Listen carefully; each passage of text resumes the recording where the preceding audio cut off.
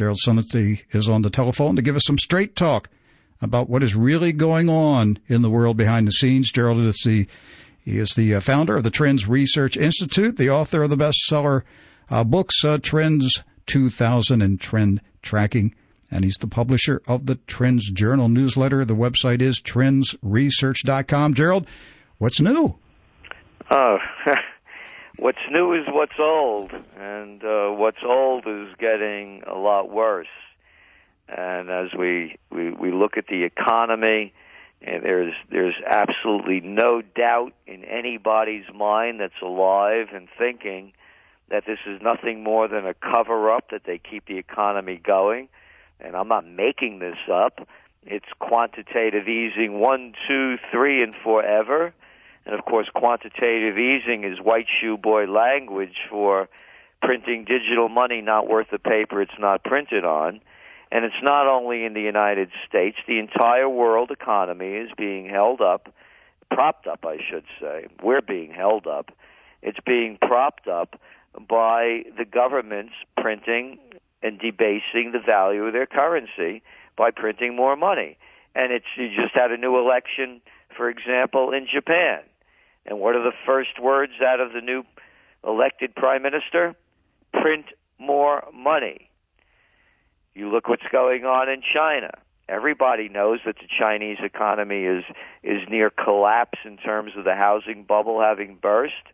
What's keeping it going? Dumping in more cheap money. Look what's going on in Europe with the head of the European Central Bank, Mario Draghi. Oh, by the way, just a little coincidence, former vice chairman of the Goldman Sachs gang, European division. What's he doing? Unlimited money. Those are just about his words. They're going to keep it going forever, buying up all those worthless bonds and propping up the governments. But meanwhile, the economies are declining. As we speak, the people in Greece don't have enough money to buy heating oil this winter. There are crises going on in Spain, in Italy, in Portugal, in Ireland, where far too few have much too much and way too many have much too little. Same thing going on in Tunisia, Egypt, Yemen, Bahrain. You go around the globe and you see these problems that are everywhere. So the only thing that they're doing is they're propping this all up. In the meanwhile, the world is heading toward the first great war of the 21st century. Gerald, I want to get into this war that's coming, but do you think that while the central bankers of the world are artificially inflating the world economy, or I should say keeping the world economy running on artificial life support, are they secretly, privately laying the groundwork for a new system that they know will have to arise at some point because they are deliberately crashing the old system? I believe they are. I believe they are devising a new system, and they are crashing the old system.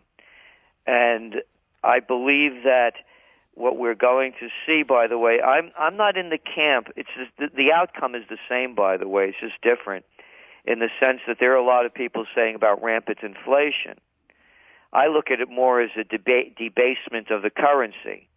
So, for example, if you live in Zimbabwe and it takes you $1 million Zimbabwean dollars to buy a pound of coffee, the price of the commodity price of the pound of coffee hasn't gone up. The value of the currency has gone down. And that's what they did in the United States during the Great Depression, which, of course, your listeners know, but most people don't know. When they made the people turn in their gold, and gold, of course, in those days, the dollar was pegged to gold, and I believe it was about $22.60 or $20.62 an ounce, something like that. And when they made the people turn in all their gold on the penalty of going to jail and being fined twice the amount of the gold that they found on you, after they thought they got it all in, they raised the price of gold. They repegged it to $35 an ounce. So now you just lost 70% of your purchasing power. So the commodity price didn't go up. your value of your currency went down. And I believe that's what they're going to do, and I believe they're going to come up with a new reserve currency at some point in the not-too-distant future. I do, too. Timothy Geithner, the outgoing Secretary of the Treasury, recently proposed that the U.S. government abolish the debt ceiling. And so literally what he's saying, Gerald, is, we have the Federal Reserve is now doing quantitative easing to infinity, so why not have deficit spending to infinity? Why have a debt ceiling? If you can print money endlessly, why worry with the formalities of raising the debt ceiling? And you see, it's the attitude of these people. Do you think Timothy Geithner has ever worked a day in his life?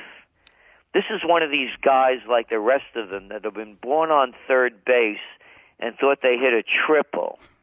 They could care less about everyone else in this country suffering.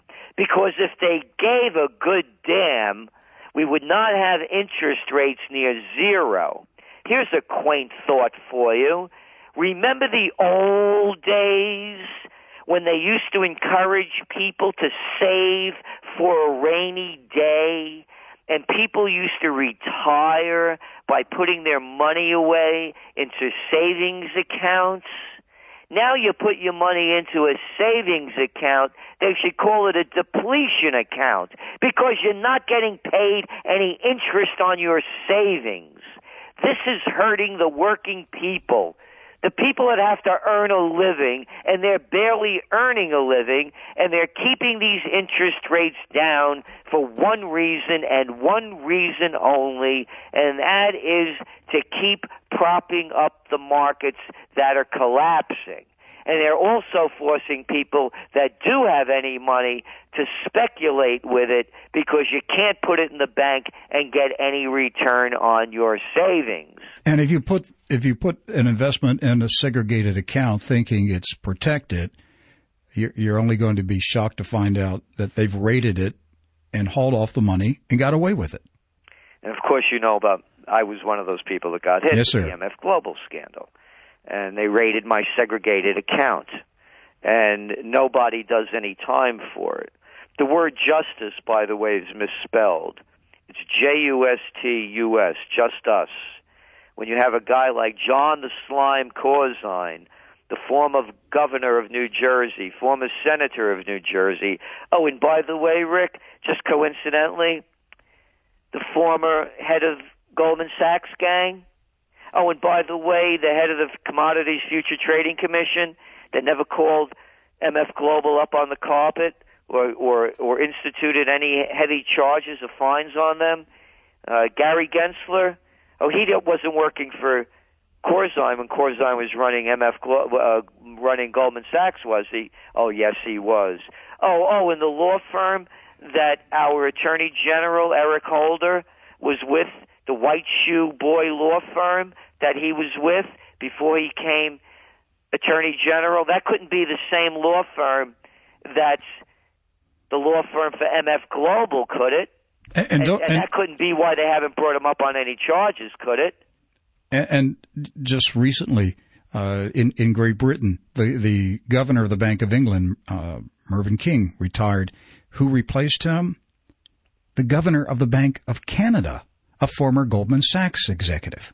Exactly. Oh, and by the way, they don't call them executives. I have to correct you. Okay. They're investment bankers. An investment banker is language that means you're on the inside of the deal and you're going to make a lot of money. Investment bankers. These are a bunch of gamblers that rigged the game, and the game is rigged. Look at gold prices. Gold prices have gone down since Bernanke recently announced they're going to increase the amount of bond purchases and treasury buying. They went down. They should have gone up. And people say, how can you say that gold is rigged? Hey, did you ever hear these 5 letters? L-I-B-O-R? LIBOR? Yeah, they were rigging interest rates. They're rigging interest rates. Hundreds of trillions of dollars worth of transactions An interest rate game was rigged, and everybody knew about it. The entire game is rigged. Gerald, how are they suppressing the price of gold and silver? To me, they're shorting it. They're shorting it in the Asian markets, particularly in the mornings when trading is thin. They have their guys in there, and they're just dumping into and putting in sell orders. And with the market, when you look at the gold market and consider the amount of transactions in it compared to other markets, it's not a really heavy market. So it doesn't take a lot to drive down the price, because the reason they're driving down the price is 100% clear. We just talked about how they're debasing the value of all the currencies, and everybody knows it. So they're debasing the value of the currency, so the price of gold and silver should be skyrocketing. That means everybody would be jumping out of the debased currencies and buying gold and silver for protection. They don't want that to happen, and that's why they're doing it. Gerald, there's growing suspicion around the world that vast quantities of physical gold reserves are missing. A number of nations are starting to either demand repatriation of their gold if it's stored at the New York Federal Reserve or other banks around the world. Other nations are talking about sending auditors to those vaults to witness that the gold is there and to test its authenticity because of the tungsten scandal. Just recently, in Great Britain, the Queen Mum was trotted out of Buckingham Palace and taken over to the Bank of England vault to see the gold. And to me, when I saw that story in the London papers, to me it said the bankers are really desperate right now. I mean, they're going to desperate measures to fight off the growing suspicion that they stole the gold. Kenny, what a cheap act, huh? I mean, they got to take the Queen out of the palace and say, "Hey, Queen, look, we've got some gold here." Yeah, hey, Queenie, look at this. Oh, the Queen saw the gold. It must be there. Yeah. Another one of those families that never works a day in their lives. That has a free ride. But look at Germany. The German government, the Bundesbank, is supposed to be holding about 122 billion euros worth of gold. Now, even when you take it, even if they had it, 122 billion euros, that's chump change. That's not a lot of gold. And now, where is the gold? Now, remember, this is the Germans. You remember, I don't think they were our ally in World War II, but the Germans say that they're keeping all their gold in the French banks, the English banks, and the American banks. Oh, yeah, sure you are. You know, once upon a time, I mean, who would believe this baloney? And why even look to not finding their gold? Why won't they let we, the people, look at the gold and see if it's there in Fort Knox? How come we can't look at it? This is supposed to be a democracy, and I want to make this clear for everybody listening. America is no longer a democracy. The merger of state and corporate powers, by definition, and I don't want anybody telling me the definition is wrong. If you look it up, you'll find the fact. The definition is the merger of state and corporate power is fascism. And fascism in every vestige has come to America. Too big to fail. Who made that one up? Oh, I'll tell you who made it up. Another member of the Goldman Sachs gang. You remember Henry Frankenstein Paulson, the former Treasury Secretary under Bush, taking our money to give it to the Goldman Sachs gang, $13 billion worth for the bad bets they made with AIG. And what is that guy? Being that it's Christmas time, Lloyd, I'm doing God's work, blank fine, just bought a $34 million house in the Hamptons. And we're giving our money to Bank America, Citigroup, as all these CEOs are making hundreds of millions of dollars. It's fascism. Go to the airport. Go get felt up. Go drive and have the police like Gestapo on every corner. Fascism has come to America, and if the people don't rise up and if they don't find the spirituality during this Christmas time and move it forward, we're going to go the way of every other fascist dictated country, and that is into war, death, and destruction. Gerald, I understand that Harry Truman was the last president to be granted permission to go into Fort Knox and see the gold. I suspect John F. Kennedy was the last president that asked to go in. Yeah, and he didn't make it, did he? Yeah, and of course, you know, there's also the speculation of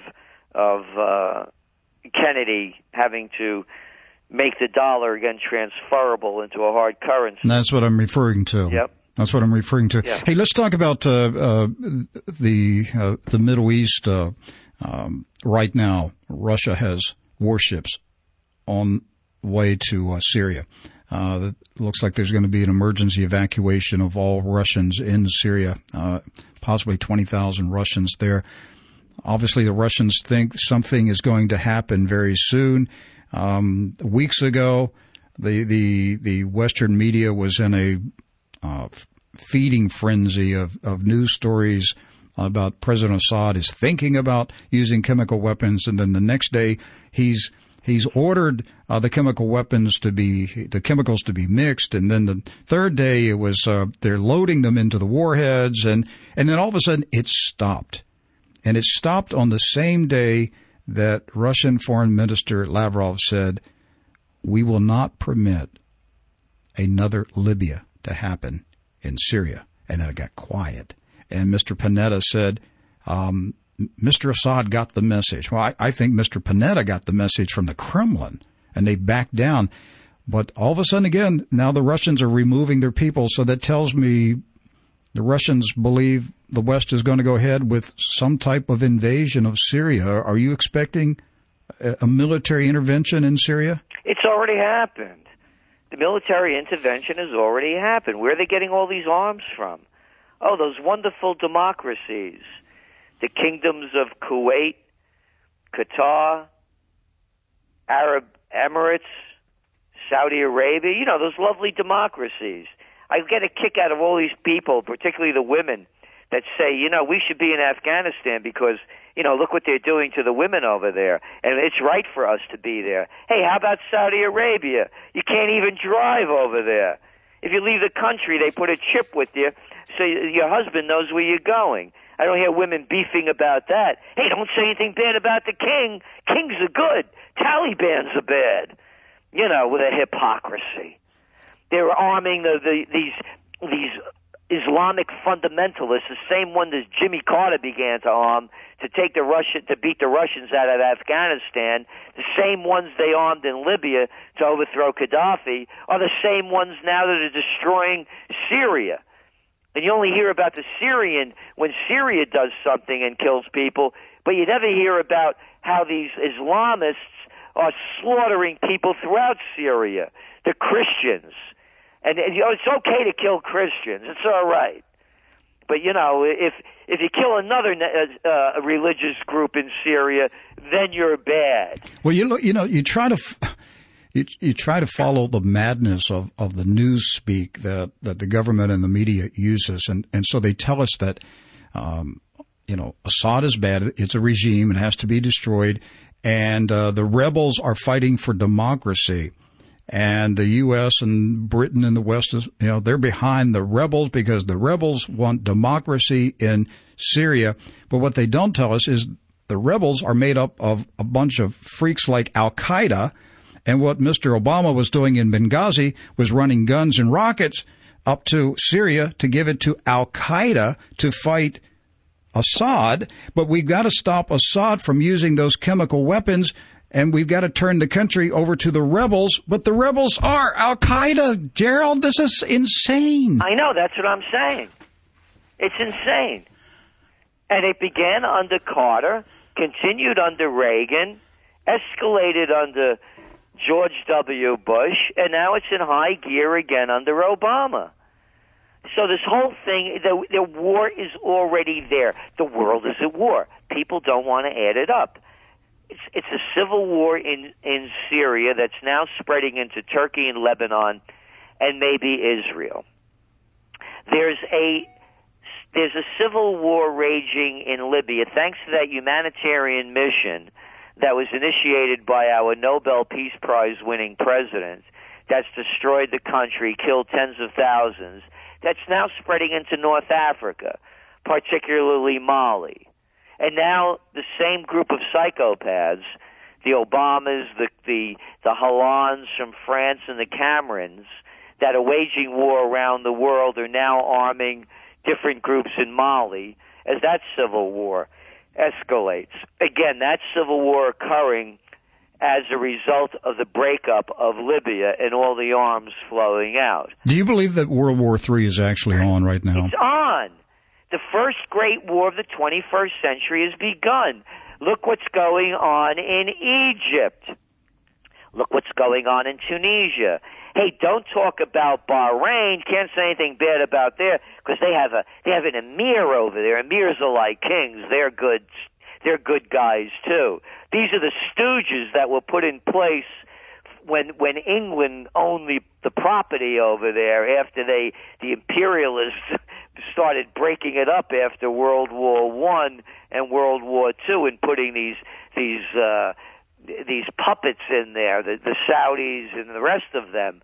And so what's happening is you have a civil war in Bahrain. Of course, the Fifth Fleet is also based over there. You have Yemen is an all-out civil war. And then let's look at the other civil wars that they're not calling civil wars. Greece. It's class warfare over there. It's ready to break apart at any moment. Go to the news.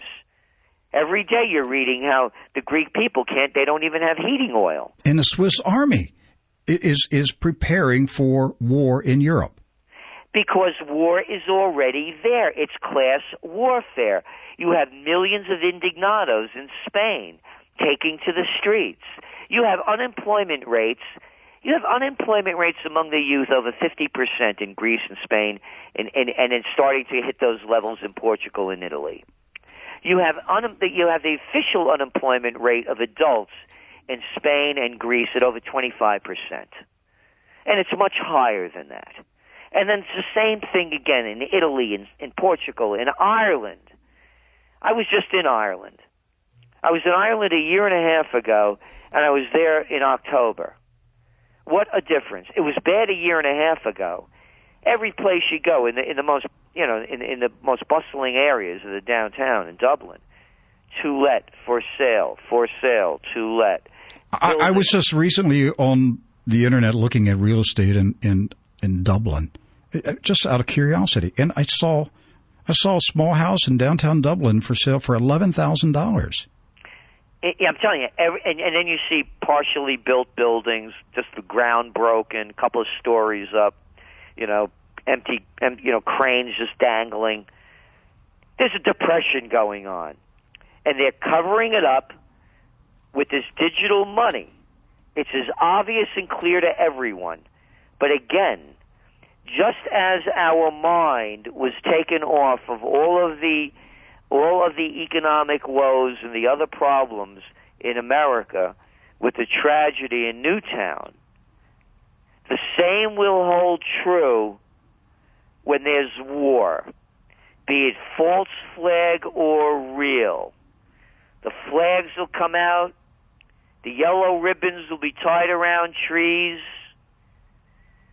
the drums of war are already beating, and it's going to divert the people's minds, just as they did during the Great Depression, off the real problems to put them now into not financial problems, but problems of life and death, because that's what these psychopaths are leading us to. And now, I want to make this very clear that this is not just a lot of hot air that I'm yelling out here because I'm concerned about what's going on. In 2000,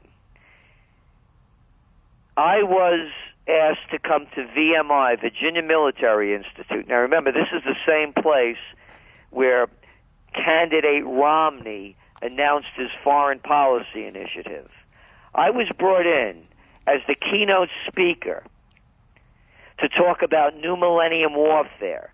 This is in 2000. Generals on the panel, after I gave what new millennium warfare would look like, I drew the picture. I had written Trends 2000 a few years earlier. That was a big national bestseller in 16 different languages around the world, identifying what it would look like when the next war broke out, the next first great war. You know how they say the generals always fight the last war? And that's what they're doing now, these F-35s, that cost, what is that, $1 trillion it's going to cost us? This is going to be a world war of weapons of mass destruction. When I wrote Trends 2000, I front-loaded the book with the breakup of the former Soviet Union.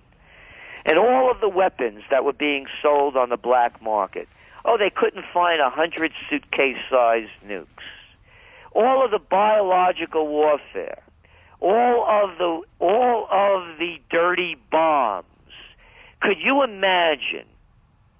Think about Hurricane Sandy, how it devastated so much of New York. It was only a Category 1 hurricane, and New Jersey.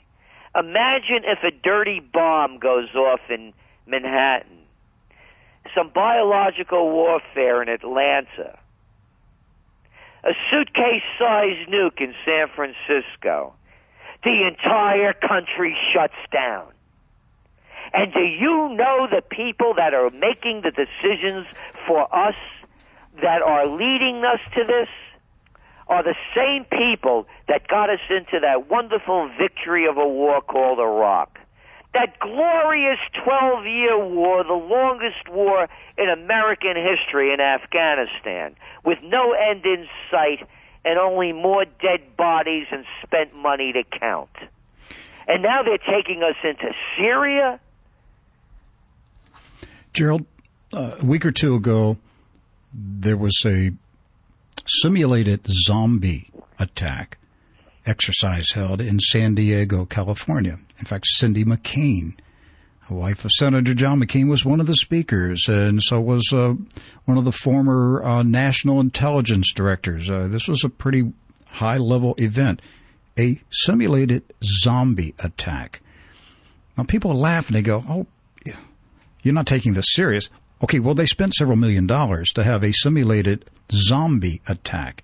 And this whole concept of zombie, outbreaks of zombieism, it's been circulating for the past year or so in various media outlets and communities. I know of one particular community that in West Virginia, in Martinsburg, the high schools held a zombie attack. It was first responders were there, and they were vaccinating any student who had been bitten by a zombie. They had city first responders there. And this was all part of the simulation, Have you been bitten by a zombie? You're going to be vaccinated. And when you talk to people about it, they just laugh. They go, they're just having fun with this. No, they're spending millions of dollars doing these simulated events. I'm of the opinion, Gerald, that they are preparing for a biological war. And the only way to do the exercises is to make people laugh about it, because if they tell them what they're really getting ready to do, there would be absolute mass panic. But do you think we're on the edge of a biological war? I agree with you 100%. Yes. Look, if your name was Assad, I'll turn it around. You be Obama and I'll be Assad. And you call me up and you say to me, Assad, I'm demanding that you step down. What I tell him back, you can't hear on this radio. But I tell you this. If I was Assad, I'd also say, let me tell you something, Junior. Yeah, you may bring me down and destroy my country, but I'm going to make sure life isn't worth living for you either. Because I have people planted all over your country. I have agents ready to act as soon as I'm overthrown. That's the way I would think if I were in his shoes. Exactly. If you've watched, and I've said this many times on the program, if I were a Middle Eastern ruler and I've watched Saddam Hussein taken out and dangling from a rope, and I watched Gaddafi get a big knife up his behind, and he saw all these guys taken out. And I say, okay, I'm next. They're coming after me. If I had years to prepare for it, Gerald, I would be doing exactly what you just described. I would get my agents into the country that's attacking and then wait on them. Exactly. I mean, that's just common sense. I know. And it's going to happen at some point. And the point is getting closer. And this is why we're saying, this is what this next Trends Journal is about, war and peace. Because if we could, we're trend forecasters. We're in the catbird seat. We're watching the ship headed toward the iceberg. And we're screaming out, change course. Because the course the sociopaths and psychopaths in chief are taking us on is going to destroy the country. It's going to sink the ship of state. And we're going to go down with it. And we have a plan. We're not just talking peace and oming for peace and, silence for peace and protesting for peace and marching for peace. We have the peace plan. And it's a peace plan that has worked before. These guys that call themselves presidents, prime ministers, and chancellors, and commanders-in-chief of this and that, if they're going to command it, they're going to lead the fight. That's our demand as we the people. So if Assad has, or Obama has a problem with Assad, or he had a problem with Gaddafi, listen, you two go straighten it out. Keep me out of your psycho trip. I'm a close combat martial artist, a second-degree black belt, a black belt trainer. If I call somebody out, I'll take them out. I don't send somebody to do my dirty work. If these guys are going to talk tough, then get tough or get out and stop bringing all us civilians into the middle of your psycho trip. And also it's about money, it's about oil, and that's all it's ever really about, and power. So the warriors of the past, the Attilas, the Genghis Khans, and the George Washingtons. And George Washington was not a healthy man. He had no teeth. He suffered from various diseases. He led the charge. He was there with his troops. These big-mouthed little chicken hawks, ready to send other people to go do their fighting and dying for them. If they have a problem, let them lead the charge, or shut up and get out. And I mean that. This isn't, oh, that's funny. No, and also, let's do a world leader face-off fight to the death. We'll put it on pay-per-view. We could balance the budget. Everybody would love to tune in to see Assad go after Obama, or Obama versus Ahmadinejad, or Netanyahu versus Ahmadinejad. Okay, if the fight in the ring is Obama versus Putin, my money is on Putin. Oh, my money's against Obama. The only thing Obama's tough is playing basketball and shooting pool. Hey, Gerald, one last question. Several weeks ago, a business friend told me privately that a close friend of his who is in a high-level banking position told him that the biggest banks are preparing for a derivative panic in the first quarter of 2013. Now, he told me this information, and the very next day was the story that broke from CNET that McAfee Labs is warning that this Operation Blitzkrieg is going to be carried out by, quote, Russian hackers in the first quarter of 2013 against 30 of the biggest banks in America. Well, my first thought was when I saw the name Blitzkrieg, I thought that's not Russian. That's a Nazi term. So they're telling us who's going to do the attack, the Nazis, not the Russians. And I don't know if this is connected to the fact that the owner or the founder of McAfee, Mr. McAfee himself, was running for his life from Belize, accused of murder. I don't know if all this is connected, but have you heard anything about this so-called Operation Blitzkrieg plan for first quarter 2013? Yeah, I have. But you never know about these things. But I really, matter of fact, one of the pieces in the Winter Trends Journal that'll be out in a few weeks is by Dr. Paul Craig Roberts. Of course, was the former Assistant Treasury Secretary under Reagan, and he's a contributor to the Trends Journal. And it's going to be on the derivatives and the bond bubble. This thing is ready to collapse. Once interest rates start going up, this whole thing goes, it unwinds. So will there be cyber? Yes, because as I said, these are the new millennium warfare tools. And that's what we're looking at. And that's just one of them.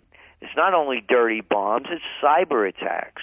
It's a different, again, the generals keep fighting the last war. So are they anticipating a cyber attack in early 2013, or is it a cover for a financial crisis that is going to erupt? Again, we don't know, and that's why I always hedge it with whether it's false flag or real. And so whether it's a false flag or real cyber attack, whether it's a false flag or real what they'll call a terror strike. You remember that, the Gulf of Tonkin incident that never happened, but they make it look real. The Saddam Hussein had weapons of mass destruction lie. So one after another. So we don't know if the cyber attack will be real or not, but also cyber war is also one of the top trends for 2013 that we're writing about. All right. And our listeners can read it for themselves in the upcoming edition of the Trends Journal. You can become a subscriber at TrendsResearch.com. And it's an excellent publication. Gerald, as always, pleasure to have you on the program. Oh, thanks so much for having me, and Merry Christmas. Merry Christmas.